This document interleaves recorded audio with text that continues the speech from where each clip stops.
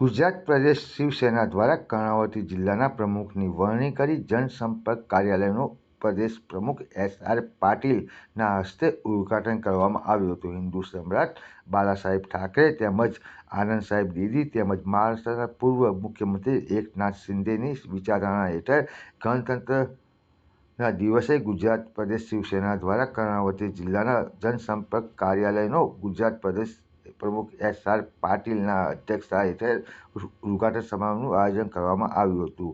આ જનસંપર્ક કાર્યાલયનું પ્રદેશ પ્રમુખ એસ.આર. પાટીલના હસ્તે ઉદ્ઘાટન થયું હતું. કર્ણાવતી જિલ્લાના સંગઠન પ્રમુખ તરીકે પવન ડી. શર્માની વરણી કરવામાં આવી હતી. આ પ્રસંગે શિવસેનાના કાર્યકરો, હોદ્દેદારો ઉપસ્થિત રહ્યા હતા અને જય ભવાની, જય શિવાજી, જય શિવસેનાના નાદ સાથે બાળાસાહેબ ઠાકરેને શ્રદ્ધાંજલિ અર્પણ કરવામાં આવી હતી.